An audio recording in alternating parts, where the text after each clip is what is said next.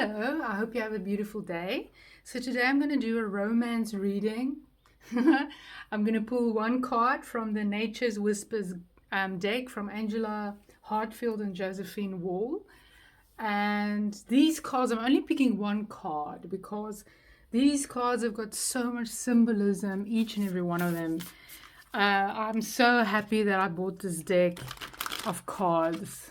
And it's like rich. It's like when you eat beautiful, rich, raw plant foods, which you've made in a dehydrator under 46 degrees Celsius, and it's still got all the vitamins and the minerals in there. This is what these cards are. It's like if you look at them, they have got so much creativity and symbolism in it. So I'm so happy about this deck.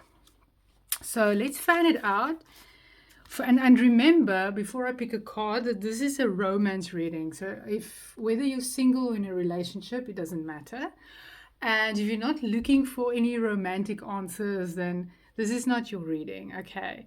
And this is also timeless. So whenever you see this reading, it will be perfect for you. So I hope it resonates. And if it doesn't, then just pick another card reading. I also want to mention that I do have a pick a card options, which I post on YouTube under my channel Ingela Tarot. So you can go out and check that out. So let's pull a card. This one, and you'll see there, she was looking at me the whole time, but this one specifically, there's a face there, you see. So this is definitely the card, because while I was busy talking and she was busy looking at me. Okay, so then at the bottom of the deck, we got number 7, which is Libra, as positive emotions. And look at the little girl stepping in the water and just with a positive childlike energy, she's creating a paid forward effect.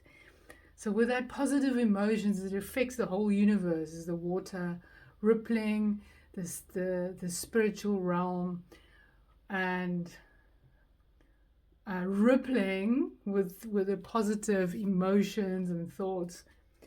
So the whole universe feels this relationship, okay? That's what I'm thinking. Woo, and then you've got Scorpio, number 8, breakthrough. So you've got Libra and Scorpio.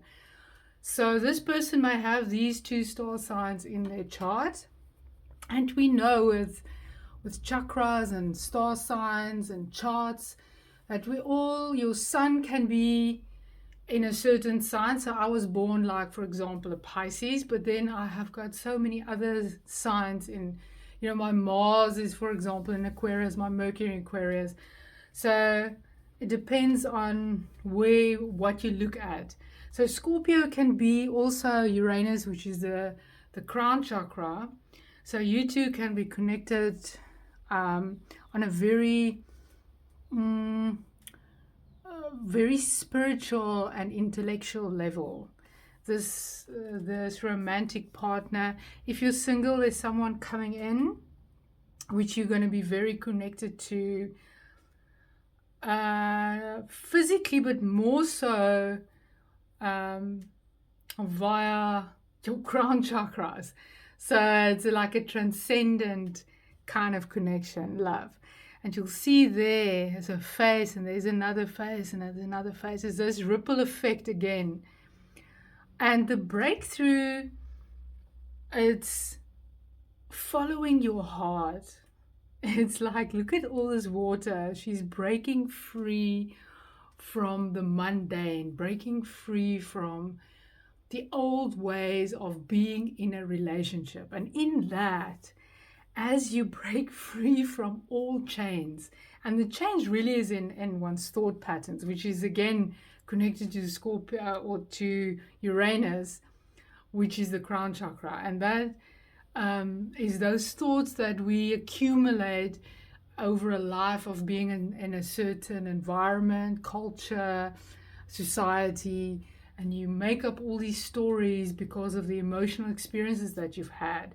And once you realize that is not really real, as you realize the power, because 8 is powerful it is. As within, so without, as above, so below. So as you realize that and you break free from your own mind games, I call it mind games, where you sit and you think about things. And every time, when you think about the same thing, it changes. So you started creating a picture of something. And at the end of the day, after you've thought about the same thing for over a year, it changes completely. So you see how things change. So as you break free from the way you think, your perception about things, the way you think about a specific relationship, that's how this other person is drawn to you, because you are fully embracing, accepting. Look, she's completely, her heart chakra is up there, the butterflies is flying, and there's so many of them.